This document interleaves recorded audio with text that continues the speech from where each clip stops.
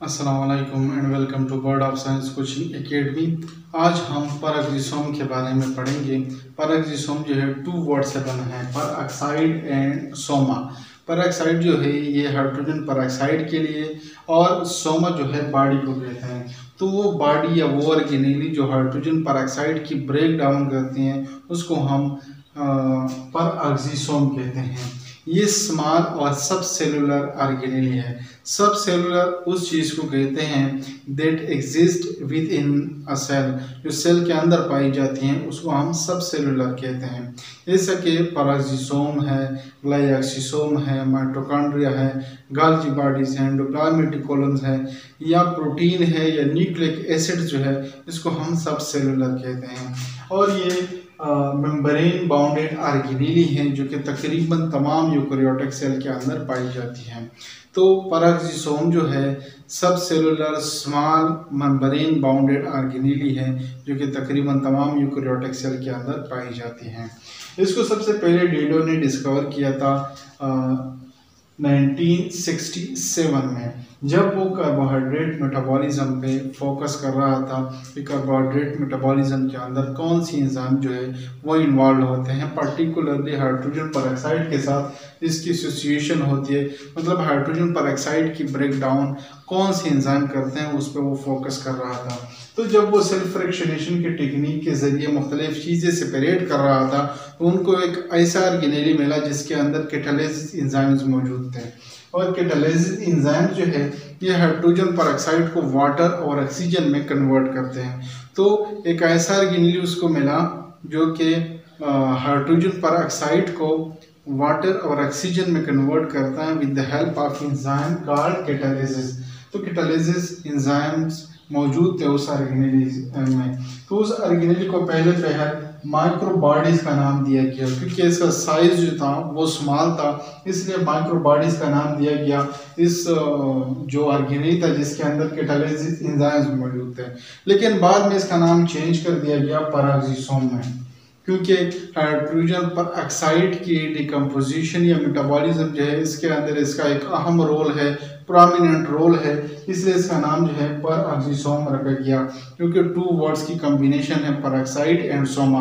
Peroxide जो है hydrogen peroxide के लिए और सोमा जो है बॉडी। तो वो बॉडी जो हाइड्रोजन परऑक्साइड की डिकम्पोजिशन करते हैं उसको हम परऑक्सीसोम कहते हैं। तो बाद में नाम चेंज हो गया परऑक्सीसोम में। इसके जो स्ट्रक्चर है वो सेम है लाइसोसोम की तरह। जो लाइसोसोम का स्ट्रक्चर है उसी किस्म का स्ट्रक्चर जो है परऑक्सीसोम का है। लाइसोसोम का हमने पिछले वीडियो में हमने इसका जिक्र किया था, वो आप देख सकते हैं कि किस तरह स्ट्रक्चर लाइसोसोम का होता है, उसी किस्म का स्ट्रक्चर परऑक्सीसोम का होता है।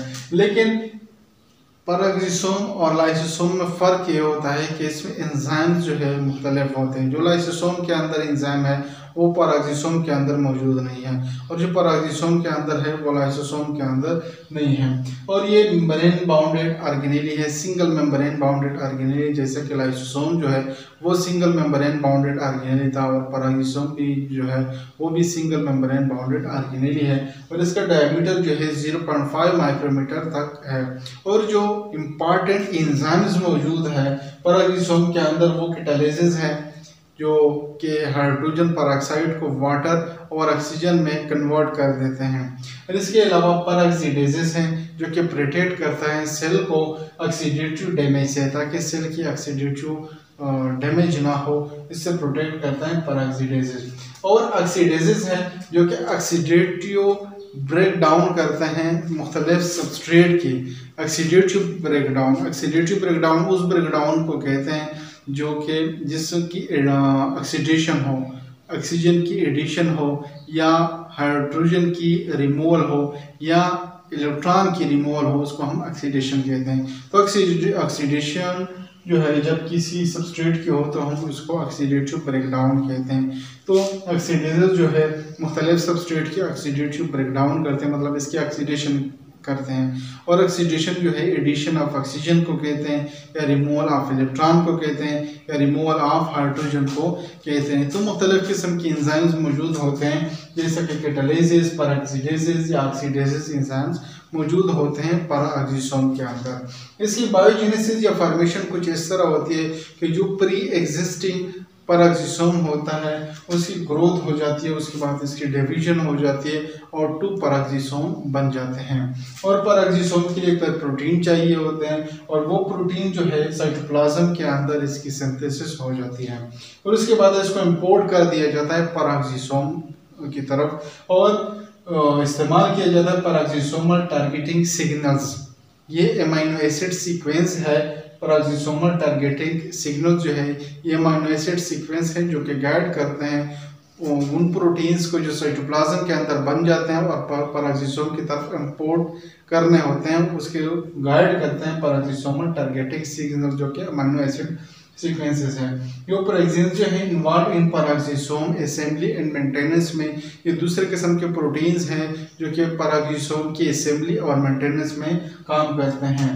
तो मुख्तलिफ किस्म के प्रोटीन्स जो है साइटोप्लाज्म के अंदर बन जाते हैं और पैराक्सिसोम के को इंपोर्ट कर दिए जाते हैं। इसके बाद फंक्शन को देखते हैं पैराक्सिसोम की। तो पैराक्सिसोम जो है सबसे पहला काम जो है ये फोटो रिस्पायरेशन में इन्वॉल्व है। फोटो रिस्पायरेशन जो है प्लांट के अंदर होता है जहाँ पे RUBP की ऑक्सीडेशन हो जाती है बजाय इसके कि इसकी कार्बोक्सिलेशन हो।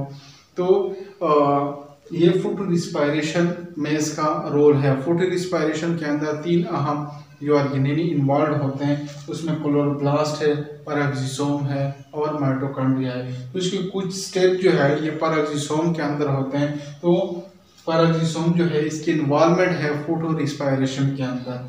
दूसरा जो बहुत ही अहम काम है डिटॉक्सिफिकेशन है। हाइड्रोजन पेरोक्साइड जो है ये टॉक्सिक है, सेल को नुकसान पहुंचा सकते हैं, तो ये इसकी डिटॉक्सिफिकेशन कर देता है और कैटालिसिस एंजाइम्स के जरिए हाइड्रोजन पेरोक्साइड को वाटर और ऑक्सीजन में कन्वर्ट कर देता है।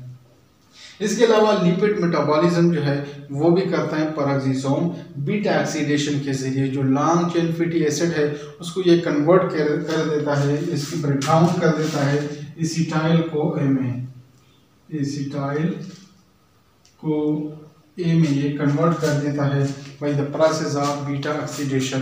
तो लिपिड मेटाबॉलिज्म में भी पैराक्सिसोम जो है ये इन्वॉल्व है।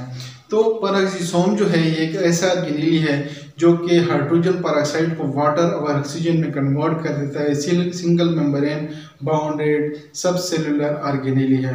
तो इसको सबसे पहले डीडो ने डिस्कवर किया था जब वो हाइड्रोजन कार्बोहाइड्रेट मेटाबॉलिज्म पे काम कर रहा था। उसको एक ऑर्गेनेली मिली जो कि इसके अंदर कैटालिसिस एंजाइम मौजूद थे। तो पहले उसको माइक्रोबॉडीज का नाम दिया गया, बाद में उसको पैराक्सिसोम का नाम दिया गया। अगर हम स्ट्रक्चर की बात करें लाइसोसोम की तो स्ट्रक्चर सेम है जैसा कि लाइसोसोम की स्ट्रक्चर है, उसी तरह पैराक्सिसोम की स्ट्रक्चर है, लेकिन जो एंजाइम्स हैं वो डिफरेंट है बिटवीन जो लाइसोसोम है और पैराक्सिसोम है। मुख्तलिफ किस्म के एंजाइम्स मौजूद होते हैं दोनों के अंदर। जो इम्पॉर्टेंट एंजाइम्स हैं पैराक्सिसोम के अंदर कैटालिसिस है, ऑक्सीडेजेस है या पैराक्सीडेजेस जो है एंजाइम्स मौजूद होते हैं। फॉर्मेशन ऑफ पैराक्सिसोम जो है ये प्री एग्जिस्टिंग जो पैराक्सिसोम है उससे ये डिवाइड होके 2 में कन्वर्ट हो जाता है। मुख्तलिफ किस्म के जो प्रोटीन्स हैं पैराक्सिसोम के वो साइटोप्लाज्म के अंदर बन जाते हैं और पैराक्सिसोमल टारगेटिंग सिग्नल्स के जरिए पैराक्सिसोम में इंपोर्ट कर दिए जाते हैं। इसके अलावा जो फंक्शन है डिटॉक्सिफिकेशन करता है पैराक्सिसोम, फोटो रिस्पायरेशन में काम है और लिपिड मेटाबॉलिज्म के अंदर इसका अहम रोल है। उम्मीद है आप लोगों को इसकी समझ आ गई होगी। कोई क्वेश्चन हो तो कमेंट सेक्शन में पूछ सकते हैं। Thank you.